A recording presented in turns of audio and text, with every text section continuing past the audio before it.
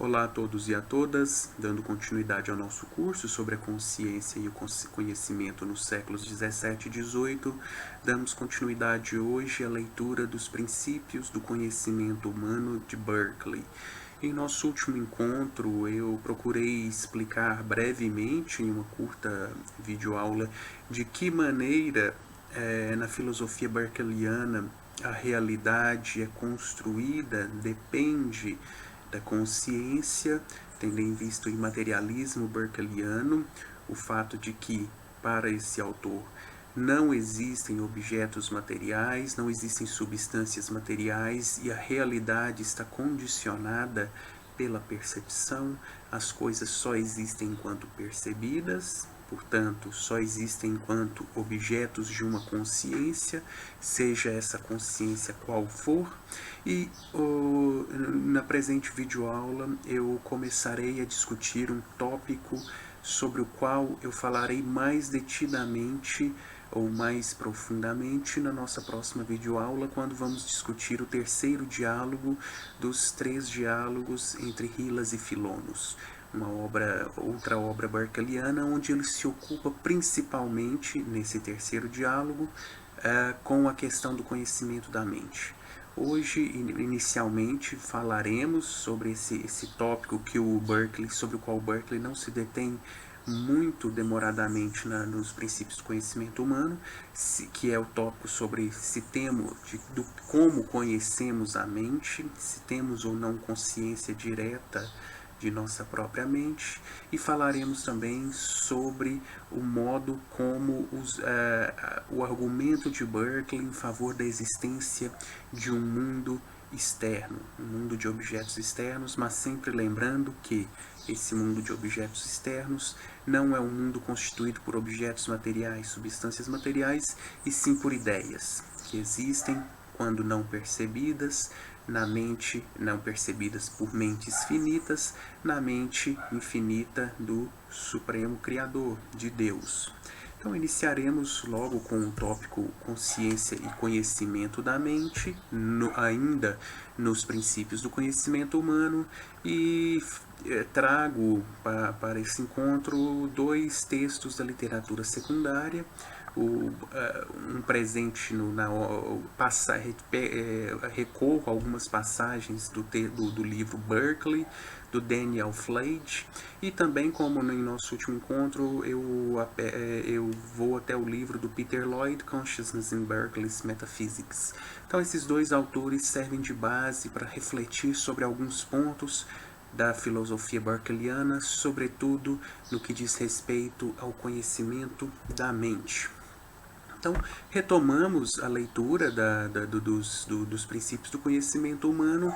Na 25ª sessão, Berkeley começa a discutir, após apresentar os seus argumentos em favor do imaterialismo, em favor da tese de que não existem substâncias materiais, de que existem tão somente ideias. Após desenvolver esses argumentos, Berkeley começa a falar, dá início à sua discussão da natureza das coisas que existem. Então, Berkeley é um monista, não é um dualista como Locke, como Descartes, e nesse monismo existe apenas um tipo de substância, que é a substância mental. Existem espíritos e também existem ideias. E o que nos revela, segundo Berkeley, a experiência, e claro, quando nós falamos na experiência em uma filosofia como a berkeliana, nós estamos falando de consciência, o que a observação dos nossos fenômenos mentais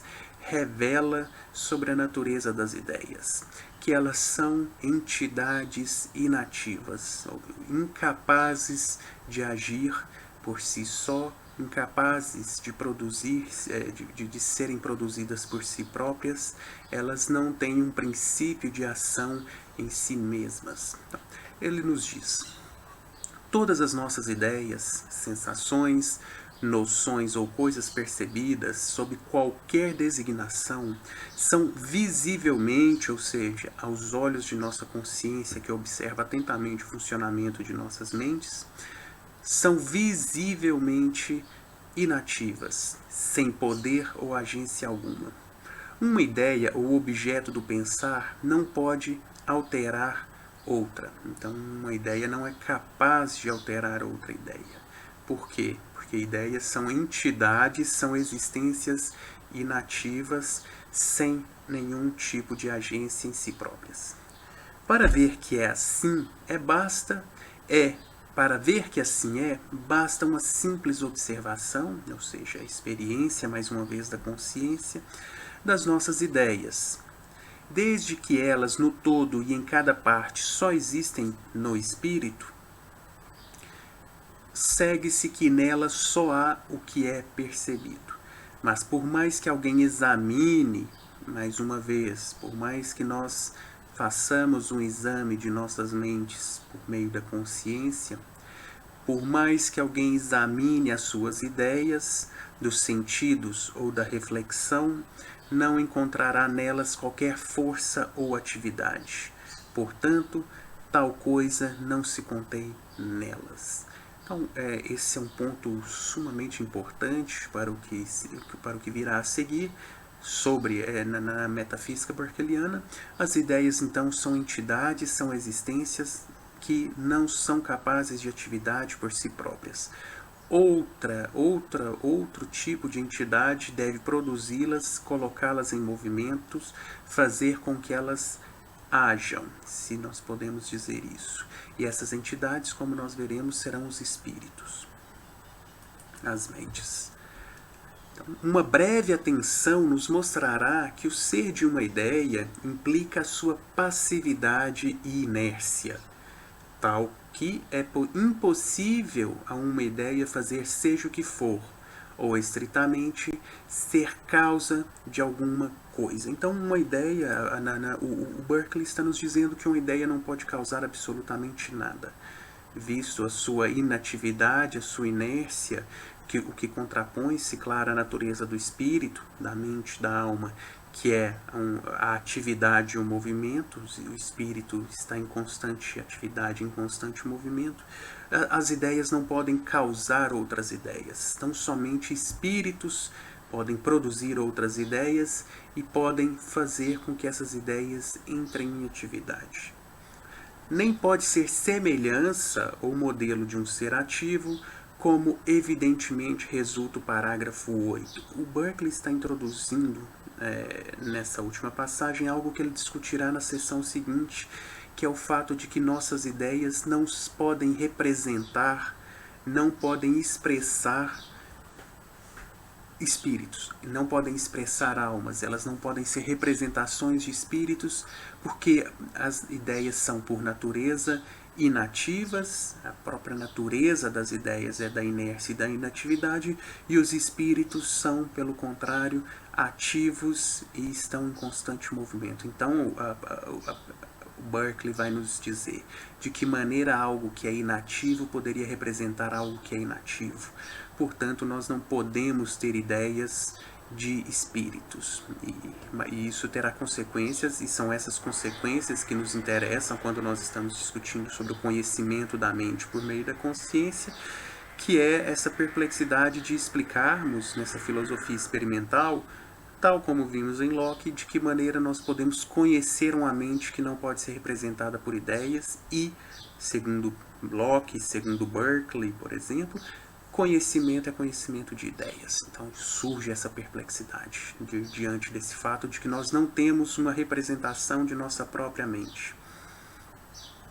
De onde não poder em extensão, figura e movimento ser causa de sensações nossas. Dizer, portanto, que elas são efeito de forças resultantes de configuração, número, movimento e forma dos corpúsculos é de certo falso. Aqui o Berkeley ainda está fazendo menção às filosofias materialistas que supõem que a causa de nossas sensações são qualidades primárias, qualidades nos objetos externos. Que existiriam os objetos externos materiais, corpos físicos dotados de extensão, de figura, de forma e movimento, produziriam em nós certas sensações que seriam a origem de nossas ideias. Então, Isso, como Berkeley já argumentou extensivamente ao longo das 24 primeiras sessões, isso não é possível. E eu noto nessa observação um dos problemas interessantes e com que a literatura secundária tem que lidar quando se debruça sobre o texto berkeliano, que é a interação entre as mentes. Então, como as mentes podem interagir se uma ideia não é capaz de causar outra ideia na mente alheia? Esse é um problema bastante complexo que nós que estamos lidando com o texto berkeliano precisamos lidar, que é o fato de que se as ideias produzidas por mim não podem afetar, não podem produzir ideias na mente de outras pessoas, então os movimentos que eu produzo no meu corpo não podem, eu produzo movimentos que são ideias, e essas ideias não podem afetar a mente de outra pessoa, simplesmente porque as ideias são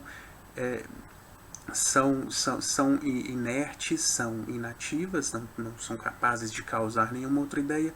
Então, de que modo o meu eu, o meu espírito entraria em contato com outro eu, sendo que tudo que ele tem, tudo que essa outra mente tem, são ideias de mim. Então, esse é um problema complexo, claro, eu não vou me debruçar sobre ele, estou apenas notando uma das dificuldades que merecem nossa atenção ao tratarmos do texto de Berkeley. Bom, dando um salto do 25º para o 28º, da 25ª para a 28ª sessão, e voltarei à 26ª e à 27ª, então, se a natureza, se a experiência da consciência nos mostra que as ideias são inativas, essa mesma experiência nós sabemos certamente, porque estamos conscientes disso, que os nossos espíritos são seres ativos.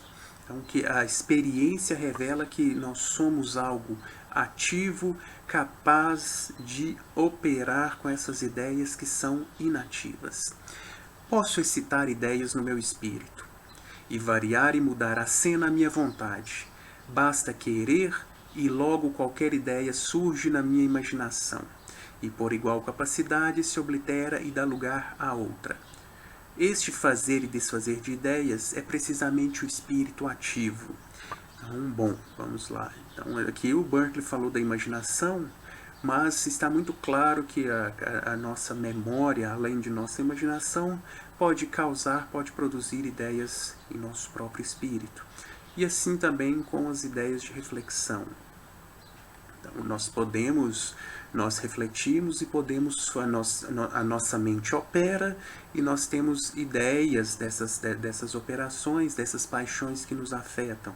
E então estamos ainda tão somente no âmbito do nosso próprio espírito. A dificuldade para o Berkeley será explicar a origem das nossas ideias sensíveis. Claro, se nós somos espíritos e somos capazes de produzir as ideias da imaginação e da memória, e as nossas ideias de reflexão, que são as ideias de nossas operações e de nossas paixões, e as ideias as ideias sensíveis, o que as produz. Mas, por hora, esse não é o ponto sobre o qual Berkeley está discutindo. Vamos falar sobre ele um pouco adiante, mas continua a leitura. Isto é certo e assente na experiência.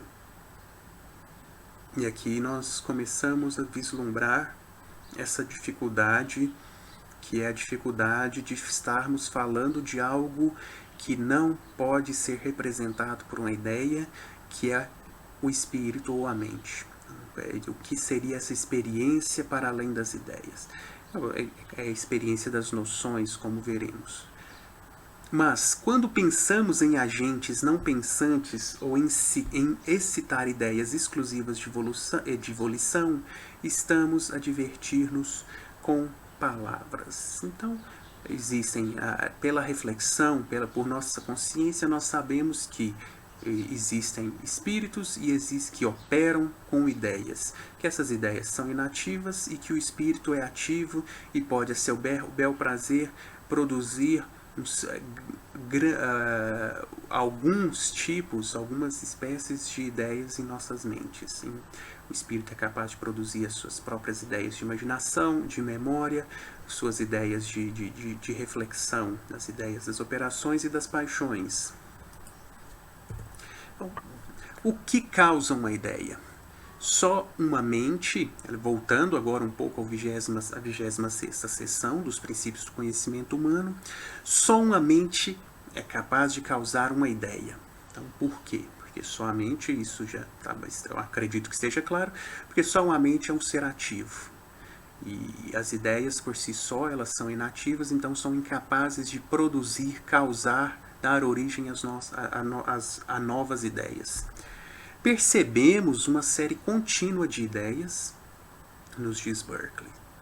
Algumas recentemente excitadas, outras mudadas ou desaparecidas. Há, pois, alguma causa dessas ideias de que elas dependem, que as produz e transforma. Que essa causa não pode ser uma qualidade ou ideia ou combinação de ideias, mostra o parágrafo anterior, referindo-se ao 25º parágrafo, a 25ª sessão, que é a sessão em que o Berkeley está falando sobre a natureza das ideias, que é a inatividade e a inércia. Deve, portanto, ser uma substância, mas já vimos que não há substância corpórea ou material. Resta, portanto, que a causa das ideias seja uma substância ativa incorpórea ou espírito. Então, isso também já ficou claro pela leitura da 28ª sessão.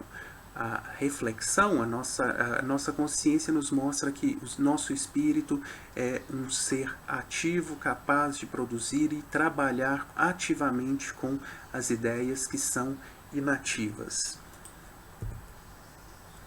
27ª sessão. Agora vamos falar sobre Berkeley introduz o tema da natureza da mente, do espírito e da alma, ou melhor, o tema de como podemos conhecer esse espírito ou essa mente. Então, o princípio a partir do qual essa discussão é desenvolvida é o de que uma ideia que é inativa, que é inerte, não é capaz de representar algo que é por natureza ativo. Então, consequentemente, não existe uma ideia de mente, de alma ou de espírito, pois as mentes são seres ativos. Portanto, a mente não pode ser percebida por meio de ideias. Então, aqui, fazendo um paralelo com Locke, Locke também mostra sobre a incapacidade da mente de formar uma ideia da substância mental, e o nosso contato com a mente estaria mediado por ideias de reflexão. Então, Locke também inicia, pelo menos tanto quanto sei, e quem começa a nos mostrar as dificuldades para se conhecer a mente a partir da consciência. E aqui nós vemos algo muito parecido na filosofia do Berkeley. Um espírito é um ser simples, indivíduo ativo. Então essa seria a definição de mente para o Berkeley. Um ser simples, individual e ativo. Quando percebe ideias, chama-se entendimento. E quando produz, ou de outro modo opera com elas, chama-se vontade. E aqui são as duas faculdades gerais da mente, isso já é uma distinção lockeana. Locke separa o espírito entre entendimento e vontade. Então existem poderes especulativos, que são os poderes de conhecer relativos ao entendimento, e os poderes ativos da mente, que são relativos à vontade, os princípios de atividade na mente. Daqui não haver ideia de alma ou espírito, porque, sendo passivas e inertes, as ideias não podem representar para nós, por meio de imagem ou semelhança, aquilo que age. Uma breve atenção mostra a impossibilidade de uma ideia semelhante a um princípio de movimento e mudança de ideias. Então fica claro, mais uma vez, não será a última também, a perplexidade de nós leitores e leitoras diante do texto do Berkeley, que é a perplexidade que nos obriga a nos perguntarmos sobre como podemos conhecer então a mente, se não há nenhuma ideia que a represente, e conhecimento é conhecimento de ideias. Vimos isso em Bloch, as dificuldades para se conhecer a mente do ponto de vista da consciência, e agora nós estamos vendo isso refletido na filosofia do Berkeley. Tal é a natureza do espírito, daquilo que atua, que não pode ser percebido de si mesmo e apenas pelos efeitos produzidos. Então aqui parece haver uma sugestão do Berkeley que a mente é conhecida tão somente por meio dos seus efeitos.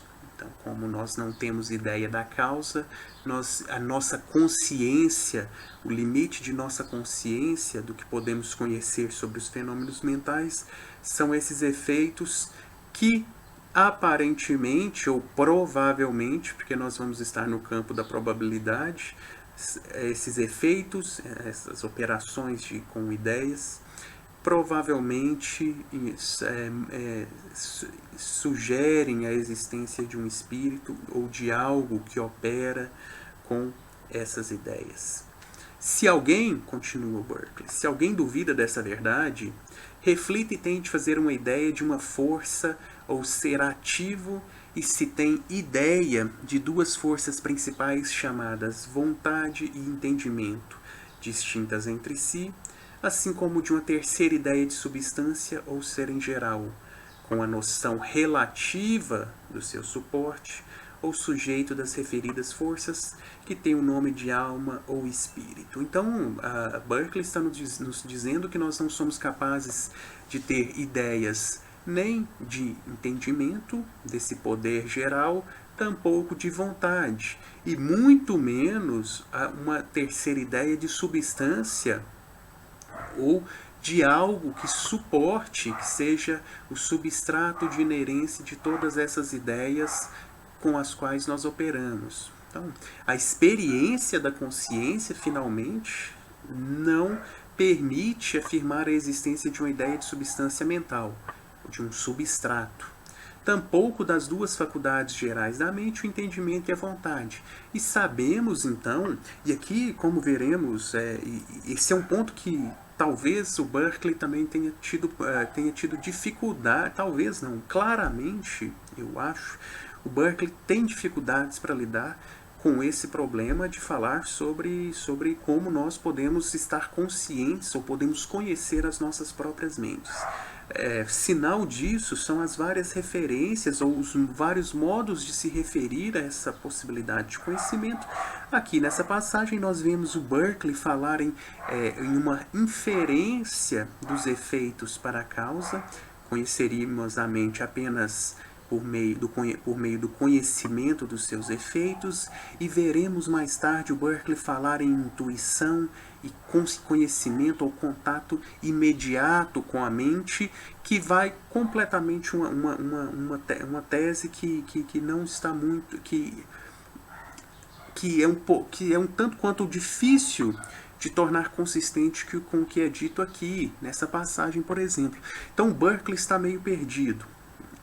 E um sinal de que talvez o Berkeley estivesse um pouco perdido a esse respeito é o que nós vamos ver, por exemplo, quando chegarmos ao Hume. O Hume também vai estar diante dessa perplexidade de ter de falar sobre algo sobre o qual não temos uma ideia ou uma impressão, como é o caso da sua filosofia, e ele simplesmente vai reconhecer isso no Tratado da Natureza Humana, mais especificamente no apêndice da obra. Ele vai reconhecer claramente as dificuldades que a sua filosofia tem para explicar isso, para falar sobre esse eu, ou sobre essa mente, sobre essa alma, quando não temos ideia do que é isso. Então, o Locke parece não ter visto muitas dificuldades, e essa é apenas uma sugestão da minha parte, não estou certo sobre isso. O Locke parece não ter não ter compreendido que ali haveria um problema. O Berkeley já parece que ele está um pouco indeciso a esse respeito, sobre o conhecimento da mente, sobre a consciência de nossas próprias mentes quando não temos ideias. E eu acho que o sinal disso é essas diversas maneiras de se referir a essa forma de conhecimento da mente. E lá no Hume isso vai ficar bastante claro quando ele próprio reconhece as dificuldades que a explicação do mundo intelectual trazem no âmbito da filosofia experimental.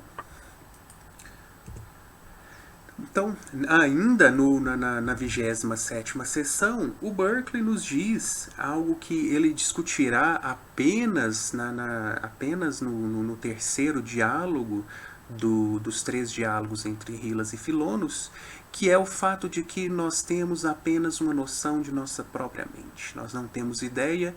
Bom, então o conhecimento da mente é o conhecimento de quê? Para o Berkeley é o conhecimento de uma noção.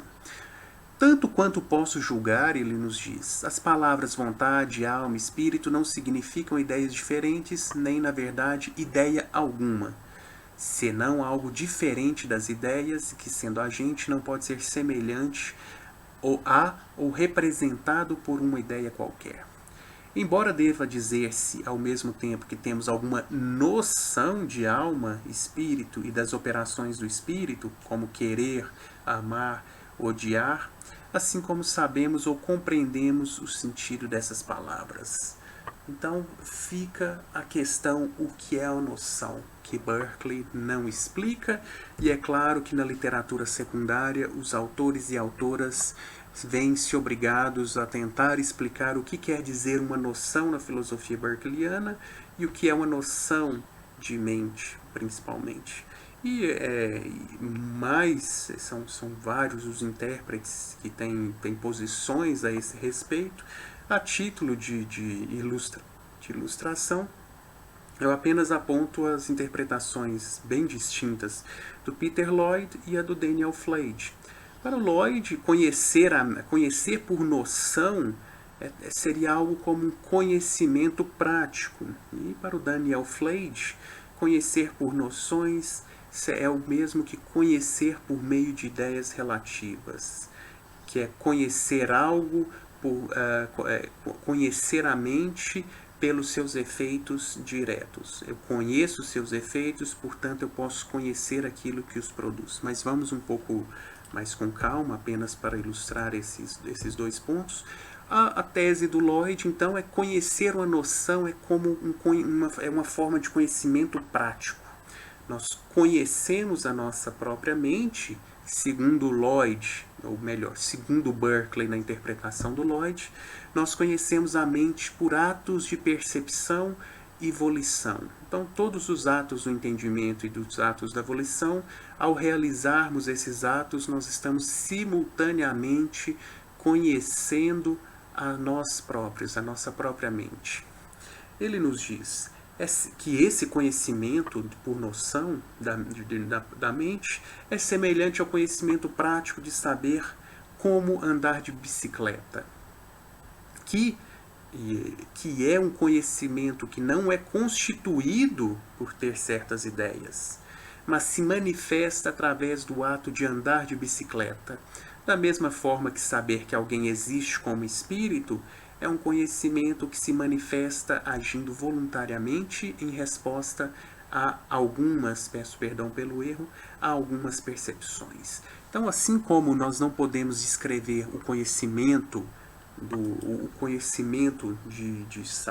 de andar de bicicleta por meio de ideias, nós também não poderíamos descrever o conhecimento da mente por meio de ideias. Como sabemos andar de bicicleta é no ato de andar de bicicleta, como sabemos que existimos enquanto espíritos é por termos percepções, pelos atos do entendimento, e por termos volições, pelos atos da vontade. Então ainda que faça muito sentido a interpretação do Peter Lloyd, eu reconheço que ela não está muito clara no texto berkeleano. Então, parece-me mais uma aproximação muito própria do intérprete, parece mais uma leitura própria do intérprete do que algo que possamos encontrar no texto berkeleano, essa compreensão de um conhecimento por noção ser um conhecimento na prática. Mas, contrapondo-se a essa interpretação, temos a interpretação do Daniel Flade. Acredito que Berkeley conhecia sua própria mente e outras mentes indiretamente, com as noções relativas. Isso era baseado sobre um modelo de noções relativas encontradas, perdão pelos vários erros, falta de revisão nesse slide, de noções relativas encontradas nas obras de Thomas Reid.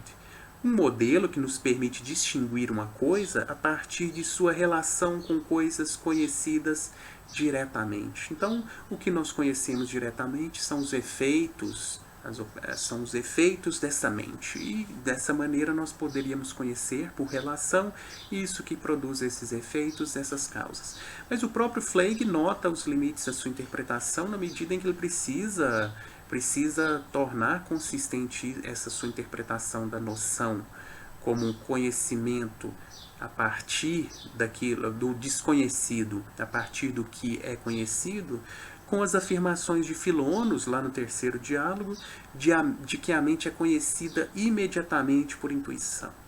Então, vemos, eu não gostaria de me aprofundar nessas discussões de interpretações da literatura secundária. Eu apresento apenas como ilustração da complexidade do problema e das várias maneiras possíveis de se aproximar dessa questão do conhecimento da mente e do modo como poderíamos estar conscientes e, portanto, conhecer as nossas próprias mentes em filosofias como a de Berkeley. E dando agora um grande salto na leitura dos princípios do conhecimento humano, indo à 89ª seção da obra, o Berkeley vai nos falar: nada parece mais importante para construir um sistema sólido e real, de sólido e real conhecimento, à prova do ataque do ceticismo. E lembrando que um dos seus grandes objetivos é justamente o de responder ao ceticismo, assim como responder ao ateísmo, e a solução que o Berkeley encontra é justamente a defesa de um sistema imaterialista, de um monismo metafísico onde apenas substâncias imateriais existem. Então, nada mais importante do que principiar por distinguir claramente o sentido de coisa, realidade, existência. É vã toda discussão sobre a existência real de coisas ou qualquer pretensão a esse conhecimento sem ter fixado o sentido das palavras. Coisa ou ser é o termo mais geral. Compreende duas espécies distintas e heterogêneas. Então, nesse monismo metafísico que rompe com o dualismo cartesiano, com o dualismo lockeano, existe apenas um tipo de substância, a substância mental, a substância espiritual. Existe apenas entidades imateriais, mas existem, no âmbito dessas entidades imateriais, existem dois tipos distintos e heterogêneos de entidades: uma mente, ou as mentes, e as ideias. O que caracteriza fundamentalmente ambas é a atividade e o movimento, a capacidade de agir por si própria no caso das almas, das mentes, e a inatividade e inércia no caso das ideias.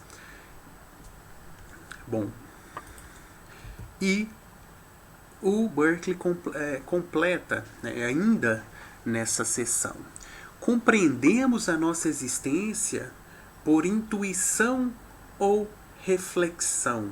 E aqui, em nenhum momento da obra, o Berkeley vai se deter sobre a explicação do que é essa intuição ou reflexão. Então, tá muito claro que há ali uma dificuldade da sua parte em lidar com essa questão da existência da própria mente, ou melhor, sobre como mostrar que podemos de fato conhecer as nossas mentes, porque se não temos ideias dessas mentes. Então, é por intuição. Então, sabemos que nós existimos por intuição ou reflexão. A mente dos outros espíritos nós conhecemos pela razão. E lá no Berkeley nós encontramos, aparentemente, existem dois tipos de argumento. Aqui é um problema clássico da história da filosofia da mente, que é o problema das outras mentes. Se o Descartes cria, nas suas reflexões metafísicas, nas meditações sobre filosofia primeira, se o Descartes cria o problema da existência do mundo externo, ele também automaticamente, e pouco notado no período, ele cria simultaneamente, perdão, não automaticamente, ele cria simultaneamente o problema da existência de outras mentes. O Descartes não considera esse problema com mais proximidade, ele não nota aparentemente, mas lá no Malebranche já tem algumas reflexões sobre a questão de saber sobre a existência de outras mentes, porque provar a existência de objetos no mundo externo, de corpos físicos no mundo externo, de outros corpos humanos, não implica necessariamente que você esteja provando a existência de outras mentes. Então, e há aqui a dificuldade de se saber, e sobretudo na filosofia do Berkeley, como nós sabemos da existência de outras mentes, porque tudo que nós temos acesso, se nós não temos acesso sequer à nossa própria mente, e esse acesso, então, nós não sabemos ainda, o Berkeley não é claro de que se esse acesso acontece, de que modo ele acontece, é por intuição, é por inferência, é uma forma de conhecimento direto, é uma forma de conhecimento de ideias de relação, enfim. Se não está claro, ou se nós temos dificuldades para acessar a nossa própria mente, o que podemos dizer do conhecimento de outras mentes? Porque se temos diante de nós apenas ideias. Nós entramos em contato com ideias e como nós somos obrigados a inferir dessas ideias a existência de outras mentes, e aqui os argumentos em favor da existência de outras mentes na filosofia berkeliana também é tão diverso, as leituras são tão diversas quanto as leituras sobre o conhecimento da mente. Alguns intérpretes acham que ali o Berkeley apresenta um argumento analógico em favor da existência de outras mentes. Há quem pense que seja um argumento causal, por uma inferência, nós sabemos da existência de outras mentes. O que está certo é que, para o Berkeley, é pela razão, e tão somente pela razão, que nós sabemos que existem outros seres inteligentes, outras substâncias imateriais, outros espíritos no universo. Nos conhecemos por intuição, ou temos uma noção das nossas próprias mentes, e sabemos pela razão, seja de qualquer maneira for, nós conhecemos pela razão que outros seres, outras entidades mentais, outros espíritos existem. Pode dizer-se termos algum conhecimento ou noção do nosso próprio espírito e seres ativos, mas em estrito sentido não temos ideias deles. Então, não temos ideias de outras mentes, pelo mesmo motivo que não temos uma ideia de nossa própria mente. As ideias não podem representar seres ativos. Bom, chegamos agora à segunda parte dessa videoaula, bem mais breve, bem mais curta do que a primeira, que é a discussão da origem das ideias de sensação, das ideias sensíveis. Pois, como vimos, discutido no início dessa videoaula, não há muito problema sobre falar a respeito da origem das ideias da imaginação, das ideias da memória, das ideias das operações e das paixões que afetam as nossas mentes, porque isso tudo pode ser causado pelo nosso próprio espírito, mas o que vamos dizer daquelas ideias sensíveis que parecem vir de fora, que parecem ser produzidas por algo externo. Então, essas ideias são produzidas por nós próprios, nós somos capazes de produzir essas ideias sensíveis que parecem compor a nossa realidade, que são objeto de nossa consciência, ou elas são produzidas por algo diferente de nós mesmos, de nossas próprias mentes. Bom, então, a origem das ideias, e esse é um ponto discutido na 29ª sessão e na 30ª sessão. E aqui o Berkeley parece oferecer, e a origem das nossas ideias sensíveis, então dessas ideias que parecem advir de algo fora de nossas mentes, que parecem não ser causadas por nossas próprias mentes. Berkeley parece oferecer ao menos 2 argumentos em favor da existência de objetos sensíveis não materiais. E o que isso deve ficar muito claro mais uma vez. Isso, de uma realidade sensível que se distingue da realidade imaginária na mente. Então, o Berkeley, mais uma vez, não nega, isso eu falei a respeito na primeira videoaula, o Berkeley não nega a existência do mundo externo, ele não nega a existência de uma realidade externa propriamente. O Berkeley não é um solipsista, ou seja, ele não é um autor que pensa que a mente tem evidência apenas da existência de suas próprias ideias e que, portanto, tanto quanto ela pode saber, ela poderia estar sozinha no universo. Não, para o Berkeley existe uma realidade externa. Essa realidade só não é uma realidade material, objetiva, corpórea, física.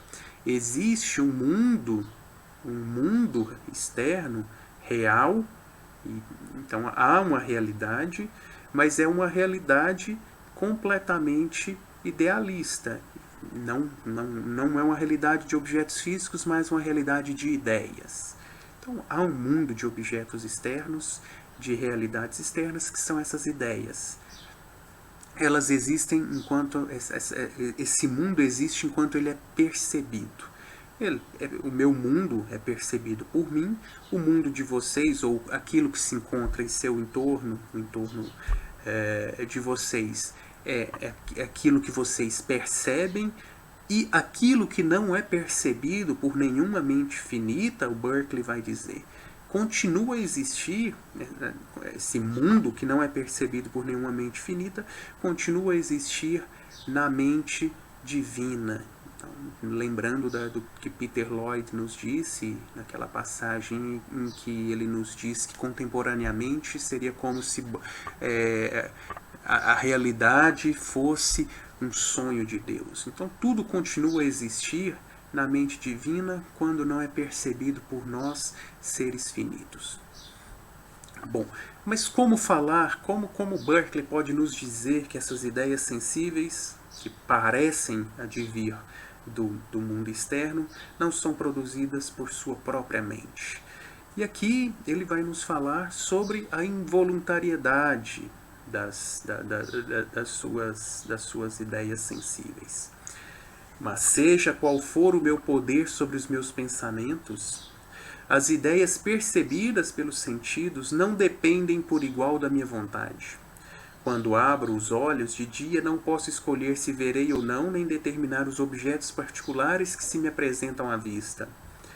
Como, para o ouvido e para os outros sentidos, as ideias neles impressas não são criaturas da minha vontade.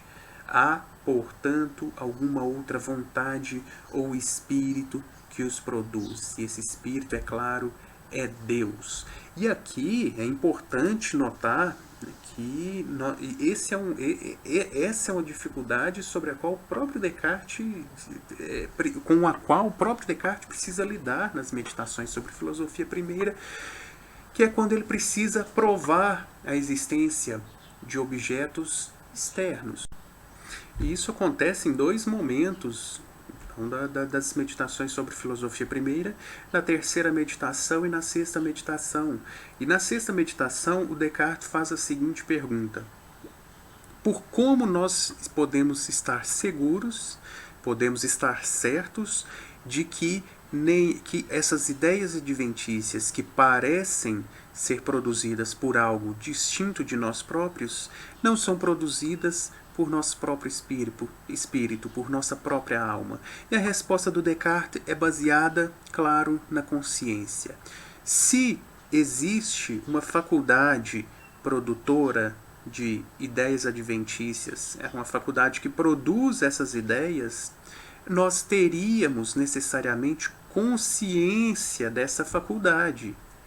Nós saberíamos que há uma faculdade que produz essas ideias sensíveis em nossas mentes, pelo simples fato de que todo pensamento é acompanhado pela consciência. Então não pode haver atividade, não pode haver operação no interior de nossas mentes de que nós não tenhamos consciência. Então, se há uma faculdade produtora das ideias adventícias, nós saberíamos da existência dessa faculdade, portanto, não pode ser o próprio espírito, a própria alma, a produzir essas ideias adventícias.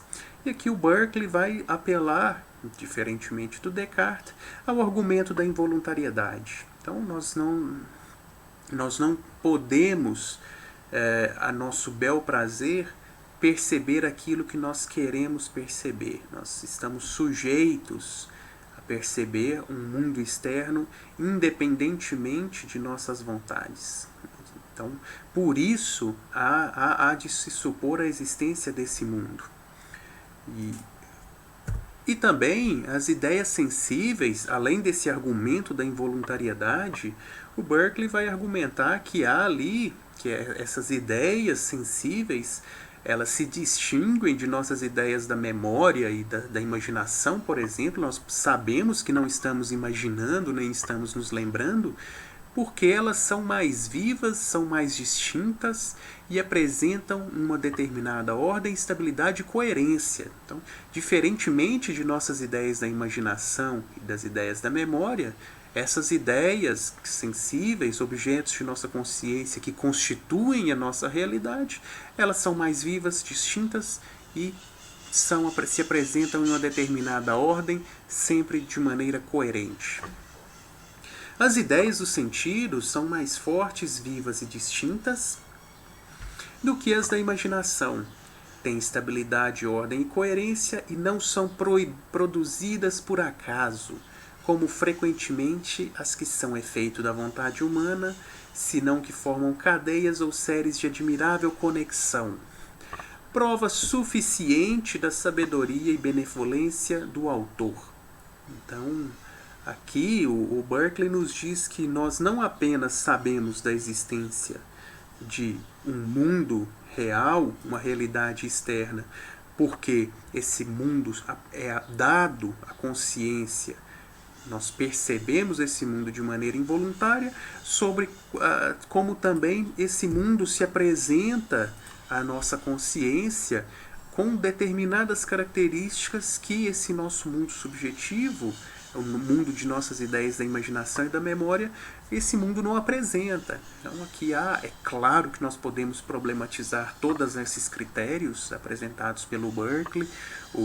Lá no Hume nós encontramos algumas problematizações nesse sentido. O Hume praticamente abdica, não vou dizer que ele praticamente abdica, mas o Hume reconhece em mais de um momento de sua obra a dificuldade que nós temos de separar as ideias de imaginação e as ideias de memória, assim como as impressões presentes, que seriam essas ideias sensíveis, no caso do Berkeley, de nossas ideias. Então ali o Hume mantém um certo ceticismo sobre as possibilidades de sermos capazes de separar, de distinguir em todos os casos, quando estamos sentindo, de quando estamos tendo memória, de quando estamos imaginando. Então ali há um certo ceticismo. Aqui o Berkeley não parece ver que exista ameaça cética quanto a isso. Bom, o mundo sensível eu sei que ele existe porque ele se apresenta involuntariamente à minha consciência e ele é mais vivo, as minhas ideias sensíveis são mais vivas, distintas, ordenadas, estáveis e coerentes do que as minhas ideias da imaginação e da memória. 33ª seção, objetos reais são distintos de meras imagens. Então, as ideias impressas nos sentidos pelo autor da natureza, então essas ideias sensíveis, de onde elas surgem? De Deus, é Deus quem produz, é responsável por esse mundo, essa realidade idealista. Então, e essas ideias são produzidas como as ideias sensíveis, como as ideias só podem ser produzidas por espíritos, e a minha mente é que produz as minhas ideias de memória, imaginação e de reflexão, há uma mente que deve produzir essas ideias sensíveis que não são produzidas pelo meu espírito. E o que as produz essas ideias, que produz a realidade externa, o mundo sensível, que é o mundo de ideias, é Deus. As ideias impressas nos sentidos pelo autor da natureza chamam-se objetos reais. E as excitadas na imaginação, por menos regulares, vivas e constantes, designam-se mais propriamente por ideias ou imagens de coisas que copiam ou representam. Mas as nossas sensações, continuando, embora nunca fossem vivas e claras, são, no entanto, ideias, isto é, existem no espírito ou são por ele percebidas como as que ele mesmo forma. Às ideias dos sentidos atribui-se realidade maior, por mais fortes, ordenadas e coerentes do que as criadas pelo espírito. Isso não prova existam fora dele. São também menos dependentes do espírito ou substância pensante que as percebe porque as provoca a vontade de um espírito mais poderoso. Mas são ideias e nenhuma ideia forte ou fraca pode existir senão no espírito que a percebe. Então as ideias dos objetos reais, as ideias sensíveis, existem na mente divina enquanto não são percebidas pelo meu espírito.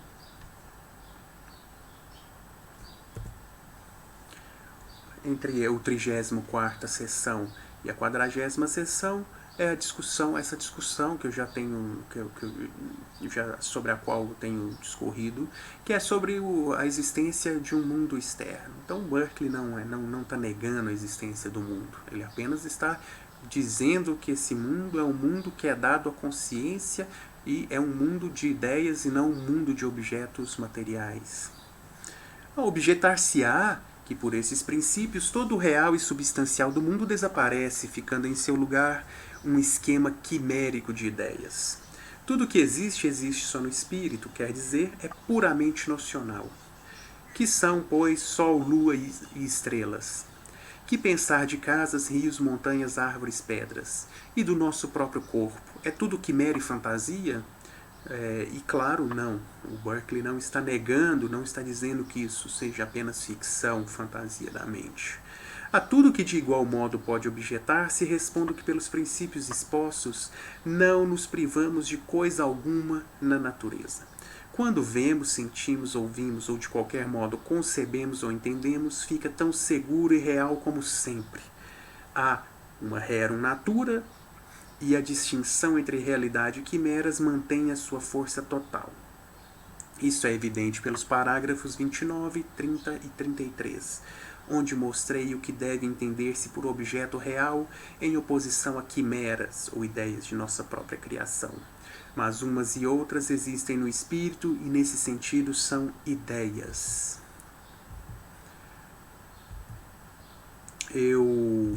Eu encerro aqui essa exposição, ocupei-me em discutir 2 tópicos nessa exposição.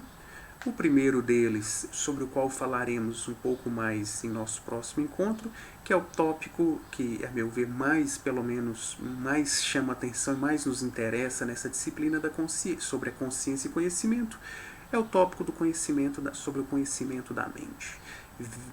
Eu acredito que seja claro o modo como Berkeley se vê em apuros para tentar explicar como é possível o conhecimento ou a consciência de algo que não nos é dado como ideia. Ele apela aparentemente a 2 recursos distintos: a intuição, nós sabemos da existência de nós por meio de intuição, e também parece apelar a ideia de uma noção, a compreensão de uma noção. Nós não temos ideias de espírito, mas nós temos uma noção. E vimos também, na sequência, um tópico que precisaria ser discutido, que é a questão de como o mundo real, a realidade externa, se mantém, ainda quando ela deixa de ser objeto de nossa consciência ou de qualquer outra consciência. O mundo continua a existir, há uma realidade externa, há uma realidade que é diferente da ficção ou da fantasia, e essa realidade existe na consciência de Deus quando não é percebida por nenhum espírito finito.